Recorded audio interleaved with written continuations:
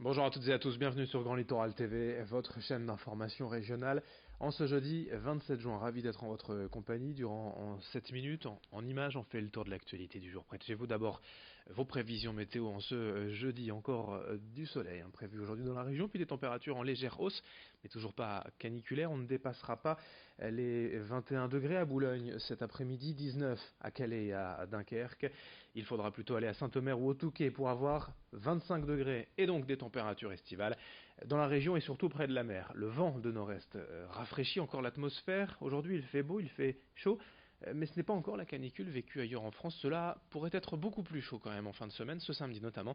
On en reparlera avec les prévisions météo complètes après ce journal. Et comme on pouvait s'en douter, la pollution est de retour. L'indice Atmos sera de 6 sur 10 aujourd'hui, voire 7 sur 10 vers l'intérieur des terres. Face à cette météo chaude et ensoleillée depuis plusieurs jours, la pollution s'accentue dans les Hauts-de-France. L'actualité d'abord en ce jeudi. Hier, le premier jour des soldes jusqu'au 6 août, les magasins cassent les prix pour liquider leur stock avec déjà près de 40 à 50% de réduction dans certaines enseignes. À Boulogne, dans le centre-ville meurtri ces dernières années, le démarrage des soldes a laissé à certains indépendants un sentiment mitigé. Les commerçants se doivent d'innover chaque année, de trouver des alternatives pour attirer les clients. Il y a bien sûr les fidèles qui viennent régulièrement, mais il y a aussi ceux qui préfèrent les centres commerciaux et qu'il faut réussir à faire revenir. Corentin Escaillé s'est promené hier dans le centre de Boulogne, rue Thiers. Voici quelques impressions de commerçants. On compte encore sur les soldes pour faire un petit peu de chiffre d'affaires, tout à fait. Et pour les clients, faire de bonnes opérations, de vrais soldes.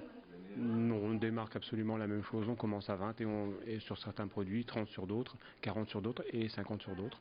Et puis voilà, quand on démarre, on, on fait toujours la même chose, à part si ce n'est qu'on met un peu plus toute la marchandise que nous avons en solde.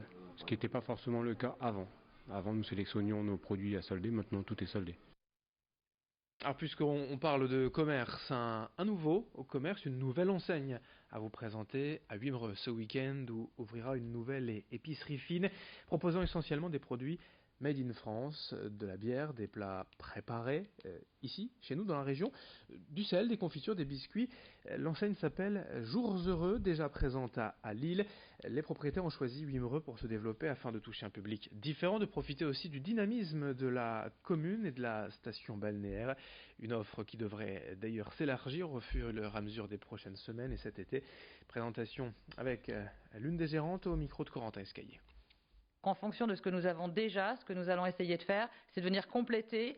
Ça peut être voilà, des petites des crackers pour les salades, ça peut être du café puisqu'on a du thé. Ce genre de choses, à aujourd'hui, dont nous n'avons pas encore pu mesurer vraiment la demande, puisque de notre côté, nous avions cette gamme sucrée depuis quand même très longtemps et nous avons la gamme salée depuis maintenant à peu près 8 mois. Donc nous sommes encore en phase de construction et tout va bien se passer. Nous avons l'occasion de trouver régulièrement de nouveaux producteurs. Donc ça devrait aller. Dans l'actualité également à Dunkerque, avant de passer en mode été, l'heure est au bilan après 10 mois de bus gratuits. Depuis le 1er septembre, la communauté urbaine de Dunkerque est en effet devenue la plus grande agglomération de France à rendre gratuits les transports en commun et le résultat est largement positif. En effet, 50% des usagers déclarent emprunter le bus plus souvent qu'avant, 32% beaucoup plus souvent. En semaine, la fréquentation a augmenté de 70%. 120% les samedis et même 170% de hausse les dimanches. De nouveaux usagers qui reconnaissent d'ailleurs prendre désormais le bus parce que c'est gratuit. Une réussite qui intéresse d'autres villes, notamment les voisins de Calais, qui pourraient bien appliquer la gratuité dès 2020. Explication dans les rues de Dunkerque, recueillie par Louis Caillé.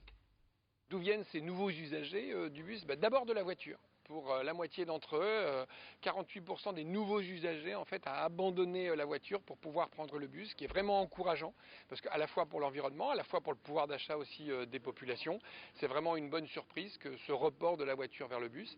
Et puis ensuite, c'est aussi le développement de nouvelles mobilités, c'est-à-dire pour 33% des nouveaux usagers, c'était des gens qui ne se déplaçaient pas forcément, en tout cas qui ne faisaient pas le déplacement qu'ils faisaient en bus avant.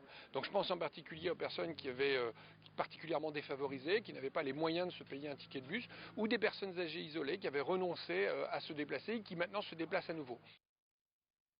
On termine avec le grand angle de la rédaction, un souvenir perpétuel à Montreuil-sur-Mer, l'histoire du roman Les Misérables et de son auteur Victor Hugo, de passage dans la cité fortifiée en 1837.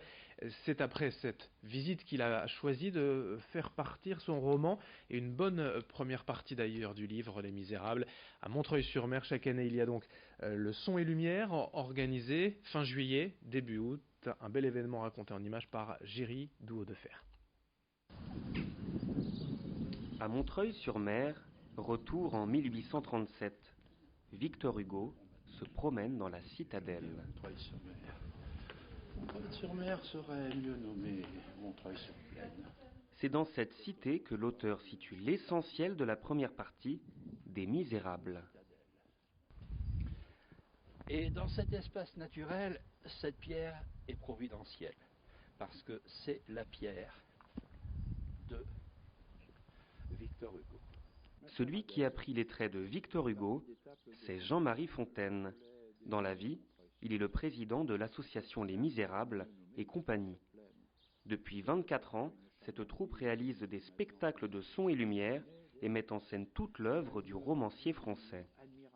Alors Victor Hugo est un petit peu, quelque part, le metteur en scène du spectacle. Il voit des scènes de la vie courante montreuilloise.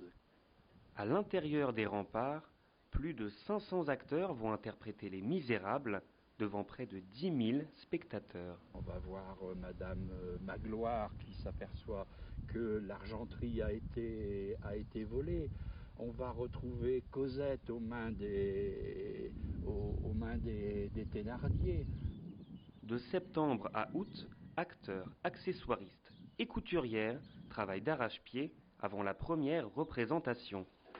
Nicole et ses collègues sont les cousettes. Elles vont préparer plus de 500 costumes destinés à chacun des acteurs de la tragédie. Voilà une robe de bourgeoise que nous avons rénovée. Elle était ancienne, nous lui avons mis un beau bustier. Rendez-vous du 25 juillet au 5 août pour assister à ce spectacle et faire un bond dans le temps. On ne manquera pas d'en reparler, ce superbe spectacle son et lumière des Misérables à Montreuil sur Grand Littoral TV. Ce sera fin juillet, début août, on y reviendra. Pour l'instant, c'est la fin de cette édition. On va donc se retrouver dans moins de 8 minutes pour le prochain quart d'heure, un prochain journal et dans quelques instants vos prévisions météo.